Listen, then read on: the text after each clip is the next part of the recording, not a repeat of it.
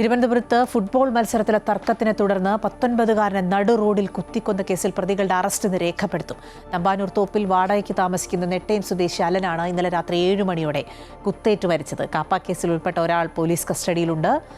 അലന്റെ postmortem ഇന്ന് നടത്തും. അതിനുശേഷം ബന്ധുക്കൾക്ക് മൃതദേഹം വിട്ടുനൽകും. ദേവിക ചന്ദ്രനാണ് ഈ വാർത്തയുടെ വിശദാംശങ്ങൾ നൽകുക. ദേവിക, തലസ്ഥാനത്തെ സംബന്ധിച്ച് ഇത്തരം സംഭവങ്ങൾ അങ്ങനെ സ്വാഭാവികമായി സംഭവിക്കുന്നതല്ല. പക്ഷേ എന്നിട്ടുകൂടി നടു റോഡിൽ ഒരാളെ കൊല്ലാൻ മാത്രമുള്ള വൈരാഗ്യം ഒരു ഫുട്ബോൾ മത്സരത്തിനിടയിൽ ഉണ്ടാകുന്നു എന്നുള്ളത് വളരെ പ്രധാനപ്പെട്ടതാണ്. എങ്ങനെയാണ് അന്വേഷണം പുരോഗമിക്കുന്ന വിവരങ്ങൾ?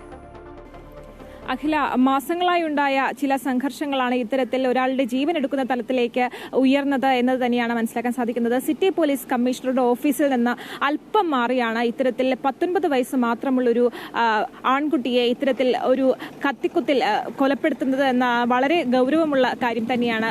2 വ്യത്യസ്തമായിട്ടുള്ള ക്ലബ്ബുകൾ തമ്മിലുള്ള ഒരു ചെറിയ സംഘർഷമാണ് മനുഷ്യന്റെ ജീവൻ എടുക്കുന്ന തലത്തിലേക്ക് മാറിയത്.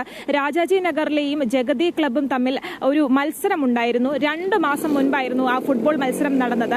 അതിനുശേഷം പല തവണ ഈ 2 ക്ലബ്ബുകളും തമ്മിൽ ചില സംഘർഷങ്ങൾ ഉണ്ടാവുകയായിരുന്നു. കഴിഞ്ഞ ആഴ്ച ഞാനിപ്പോൾ നിൽക്കുന്നത് തൈക്കാട് ശാസ്താ ക്ഷേത്രത്തിന് സമീപമാണ്. ഈ ക്ഷേത്രത്തിന് സമീപം വെച്ച് വീണ്ടും ഒരു സംഘർഷം ഉണ്ടായിരുന്നു. അതേ തുടർന്നാണ് ഇവർ തമ്മിലൊരു ധാരണയിൽ എത്തുന്നതിന് വേണ്ടി കഴിഞ്ഞ ദിവസം 2 ക്ലബ്ബുകളും കൂടിച്ചേർന്നത്. ആ സമയത്ത് ഈ ഒരു 2 ക്ലബ്ബുകളിലുമുള്ള കുട്ടികൾ 19 വയസ്സിൽ താഴെയുള്ള കുട്ടികളാണ്. അതുകൊണ്ട് തന്നെ ഇവർ ഇത്തരത്തിലൊരു സമാധാന ചർച്ചയ്ക്ക് വരുന്ന സമയത്ത് 2 പേരുടെയും പ്രദേശത്തുള്ള മുതിർന്ന ആളുകളെ കൂടി കൂട്ടുന്നു. അത്തരത്തിലുണ്ടായിരുന്ന ഒരു സംസാരമാണ് പിന്നെ വാക്കുതർക്കത്തിലേക്കും സംഘർഷത്തിലേക്കും ഒരു കൊലപാതകത്തിലേക്കുമൊക്കെ പോയത്. എന്തായാലും ഇന്ന് കൂടുതൽ പ്രതികളുടെ അറസ്റ്റ് ഉണ്ടാകുമെന്ന് തന്നെയാണ് മനസ്സിലാക്കാൻ സാധിക്കുന്നത്. നിലവിൽ 2 പേർ പോലീസിന്റെ കസ്റ്റഡിയിലുണ്ട്. ഇന്ന് ഈ അലന്റെ മൃതദേഹം പോസ്റ്റ്മോർട്ടം ചെയ്തതിനു ശേഷം ബന്ധുക്കൾക്ക് വിട്ടു നൽകും. ഈ ഏറ്റവും സങ്കടകരമായ കാര്യം, ഈ അലന് ഇപ്പോൾ അമ്മ മാത്രമേ ഉള്ളൂ. സഹോദരിയും പിതാവും നേരത്തെ മരണപ്പെട്ടതാണ്. മതപഠനവുമായി ബന്ധപ്പെട്ട മഹാരാഷ്ട്രയിലായിരുന്ന അലൻ അവധിക്കാലത്താണ് അവധി ആഘോഷിക്കാനാണ് ഇത്തരത്തിൽ അനന്തപുരിയിലേക്ക് എത്തിയത്. അഖില, ശരി, ദേവിക ചന്ദ്രനാണ് വിശദാംശങ്ങൾ നൽകിയത്.